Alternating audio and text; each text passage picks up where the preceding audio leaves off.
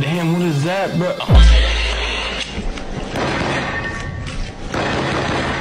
In this video we will take a look at Xianyun's constellations mainly as well as some side stuff. Starting with her constellations.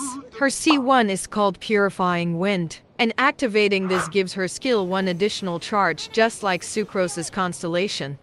Her C2 is called Aloof from the World. After using her skill, Xianyun's attack increases by 20% for 15 seconds. When using her burst, the active character's plunging shockwave damage will be increased by 306% of Xianyun's attack instead of the 170% earlier.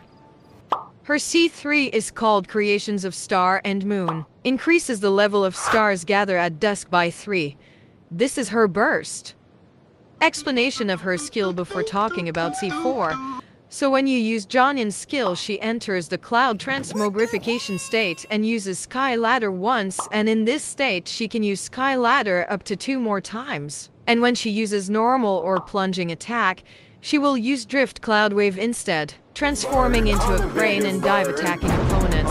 After using 3 Sky Ladder, she will use the mightiest Drift Cloud Wave called Divine Awe. Now looking at her C4, it's called Mystery Milled Gourmet. After using Sky Ladder 1 to 3 times, when a Drift Cloud Wave hits an opponent, it will heal all nearby party members for 50%, 80%, and 150% of Xianyun's attack respectively. Her C5 is called Astride Rose-Colored Clouds. It increases the level of white clouds at dawn by 3. This is her skill. Now, before getting to C6, we have to see how her burst works. When you use Xianyun's burst called The Stars Gather at Dusk, it brings forth a sacred breeze that deals AoE Anemo damage and heals all nearby characters based on Xianyun's attack. It will also summon a mechanism named Starwicker.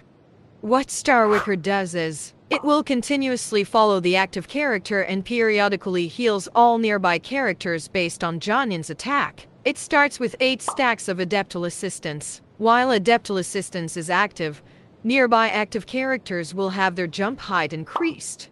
When the active character completes a plunging attack, Starwicker will consume 1 stack of Adeptal Assistance and deal Anemo damage. The energy cost for her burst will be 70 energy, which is alright.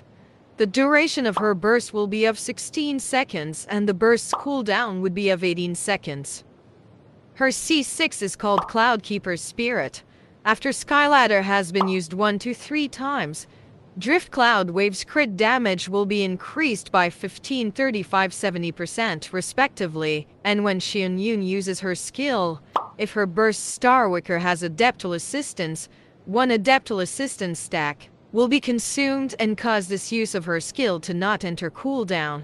Additionally, when Drift Cloud Wave Divina hits an opponent, Starwicker will gain 1 Adeptal Assistance stack. This effect can be triggered once every 8 seconds. So to be honest, the best cons I'd say to go for is C1 and maybe C2 if you really want. Others are good too, but isn't really viable unless you wail. C4 allows her to be a healer and C6 could enable her to be on field DPS.